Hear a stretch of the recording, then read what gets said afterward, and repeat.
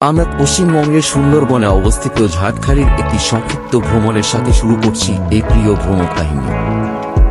সুন্দরবনের প্রাকৃতিক আর মানব সম্পদে ভরপুর এই সুন্দর স্থানে আমরা অদৃশ্য সৌন্দর্য, বন্য জীববৈচিত্র্য এবং সাংস্কৃতিক অভিজ্ঞতার মধ্যে অবিরল এই অদ্ভুত ভ্রমণে অংশগ্রহণ করতে আপনাদেরকে আমন্ত্রণ জানাচ্ছি।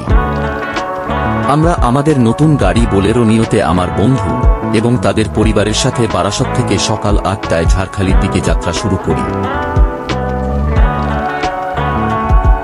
বারাসত থেকে আমরা বসিরহাটের রাস্তা ধরলাম এবং অবশেষে মালঞ্চা হয়ে বাসন্তী হাইওয়ে হয়ে ঝাড়খালির দিকে গেলাম। এটি আনুমানিক ১১৫ কিলোমিটার এবং এটি প্রায় ৩ ঘন্টা এবং ২৫ মিনিট সময় নেয়।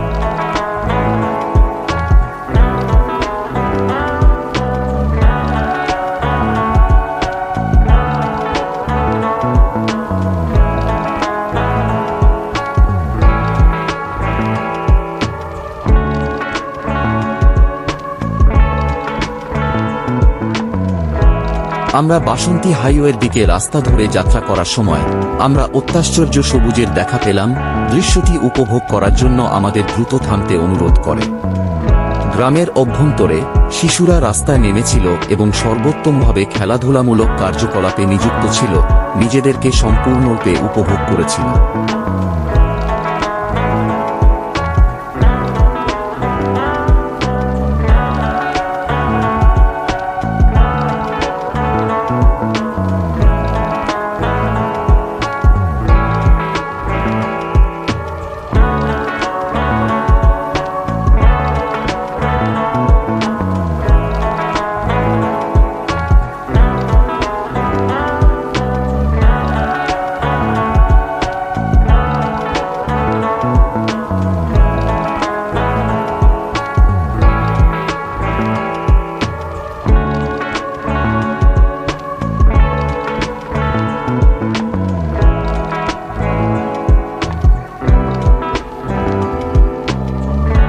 আমাদের সংক্ষিপ্ত বিরতির পরে আমরা ঝাড়খালির দিকে আমাদের যাত্রা অব্যাহত রেখেছিলাম এবং এমন একটি স্থানে পৌঁছেছিলাম যেখানে ভূমির নির্মল প্রশান্তি ছিল শুধুমাত্র জলের দৃশ্যের সাথে।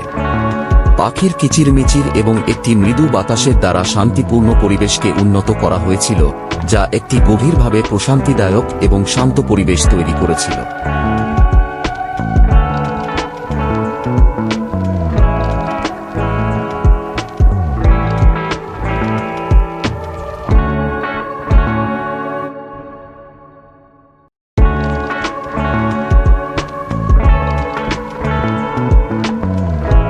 পরে আমরা কিছু ফুচকা খাওয়ার সিদ্ধান্ত নিয়েছিলাম এবং আমরা এর অবিশ্বাস্য স্বাদে মুগ্ধ হয়েছিলাম।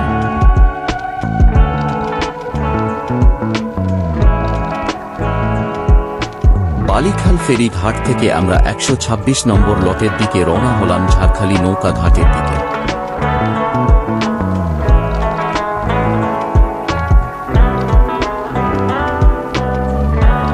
প্রবেশদ্বার গেটে আপনার কাছে একটি নৌকা বুক করার বিকল্প রয়েছে।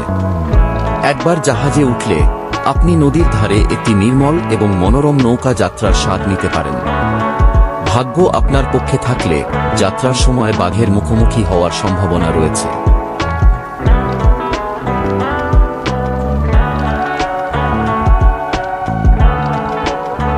যাই হোক, যেহেতু দেরি হয়ে যাচ্ছিল, আমরা সেই নৌকাগুলিতে নদীতে না যাওয়ার সিদ্ধান্ত নিয়েছিলাম।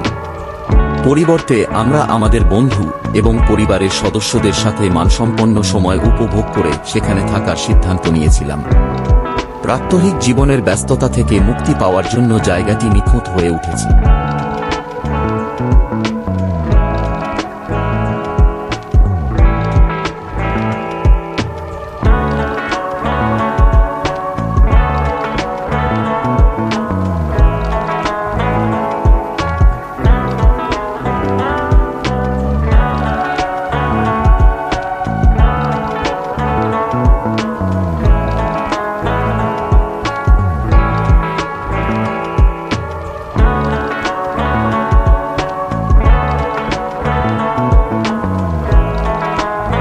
ঝাড়খালিতে মজা এবং উপভোগের দিন পূর্ণ করার পরে আমরা গরম তাজা চা বা কফির সাথে কিছু সন্ধ্যার নাস্তা খাওয়ার জন্য বিরতির প্রয়োজন অনুভব করলাম।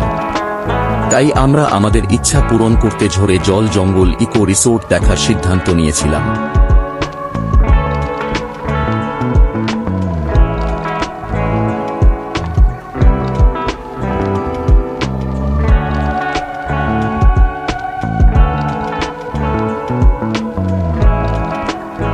আমরা রিসোর্টের মধ্যে কিছু মানসম্পন্ন সময় উপভোগ করেছি।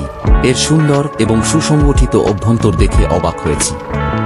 রিসোর্টের বেশিরভাগ বাসস্থান জলের উপর নির্মিত হয়েছিল, কক্ষগুলির মধ্যে একটি বিরামহীন সংযোগ প্রদান করে এবং অত্যাশ্চর্য পার্শ্ববর্তী সৌন্দর্য প্রদর্শন করে। বাগানে এবং রিসোর্টের আশেপাশে আমাদের সময় কাটানোর পরে আমরা পিয়ালি রেস্তোরাঁয় কিছু সন্ধ্যার জলখাবার বেছে নিলাম।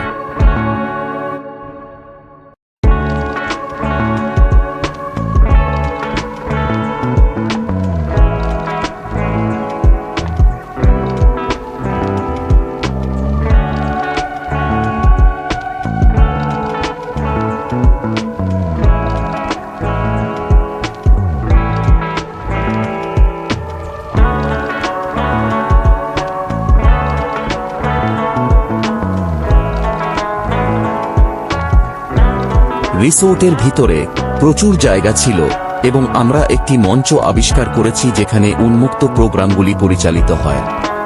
আমাদের শিশুরা তাদের সৃজনশীলতা এবং ক্রিয়াকলাপ প্রদর্শন করে সন্ধ্যাকে উৎসাহের সাথে আলিঙ্গন করেছিল।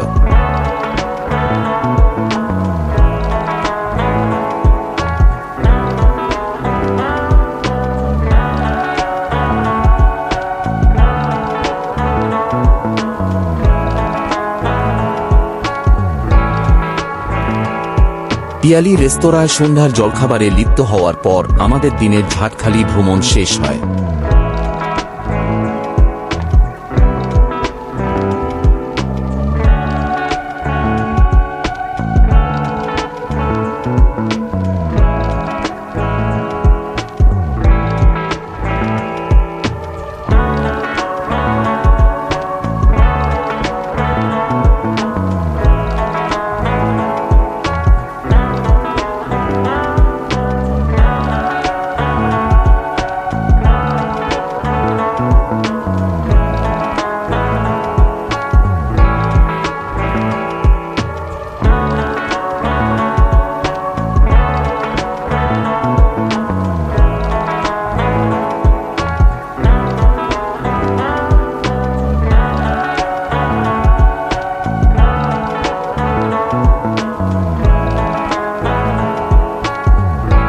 যাই হোক, এটি শেষ হয়নি, কারণ আরেকটি বিস্ময় আমাদের জন্য অপেক্ষা করছিল বসিরহাটের কাছে সোনা হোটেলে ডিনার। আমরা চিকেন বিরিয়ানি উপভোগ করেছি, যা ছিল অবিশ্বাস্যভাবে সুস্বাদু।